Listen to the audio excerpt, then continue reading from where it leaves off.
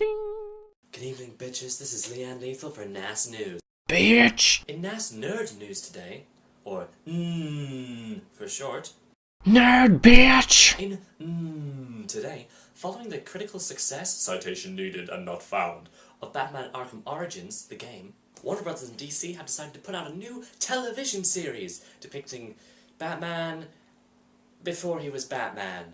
But don't worry, it's not like Smallville at all, because the show depicts Batman as a child after his parents' murder, being sad and crying a lot really, I suppose, with Alfred following behind him with a mop.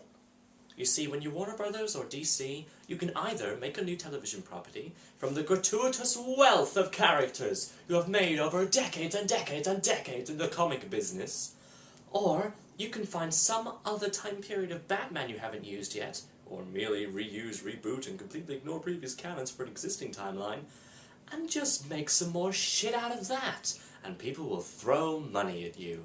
Honestly, I'm surprised they stopped at just Gotham, the TV series about him being a child. Why not make the next game Batman Orphan Origins, when it is before he actually loses his parents? Don't worry, it'll still be pretty dark, because there's only a nightlight, because this is when he's a toddler. Crawl around the Wayne Manor, looking for your arch nemesis, the clown toy. Your favourite toy can be a fuzzy kitten named Selena. Plus then they can do a mobile tie-in game of Fetus Fighter. Tiny little Bruce Wayne fights the Poots of Doom in the boom.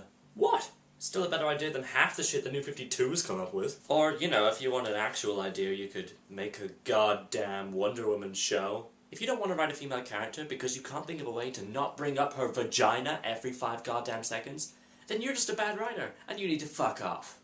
Frank Miller. Next, in entertainment news, that's right, DC Comics was not entertainment news, and they never will be. How I Met Your Mother has finally ended, and the ending has got fans in an uproar. On Tumblr, I have to clarify. Normal fans were probably fine. The controversy stemmed from the ending of the show, which, spoiler alert, where it's revealed that the mother Ted has been talking about this entire time has already died. I actually guessed this ages ago because he's sat his kids down to talk about their mom for 9 years. The show came out in 2005. The ending actually makes complete logical sense, and it's the only ending that could have. He's grief-stricken and insane, and is penning the story of this one woman who has a massive impact on his life, who is now gone. What the hell were you expecting? Robin turns out to be the mom?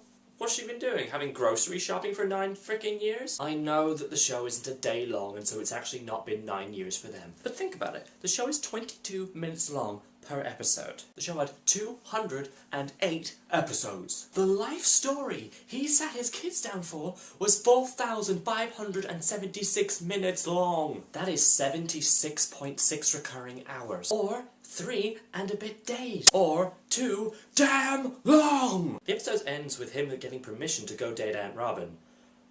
That's what he needs, apparently and clearly. Some children to tell him, move the fuck on with your life. I can't tell if that's because they want him to move on, because over the past 3 and a bit days they've been going in and out and he's just been there talking and they're feeding him while he's not moving. Or if because he is genuinely crazy and he sat them down there for 3 days straight telling them his life story. Either way, I think we can all be happy that those children are finally free from that house.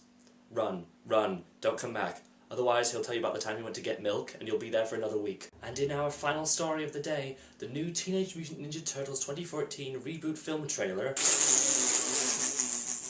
I don't know if that trailer is just inherently funny, or if it's some kind of joke. I genuinely can't tell. If they released it today on April Fool's, I would think they made it up. For those who haven't seen the trailer yet, here is a very quick summation.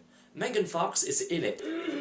As we can only hope, not April O'Neil.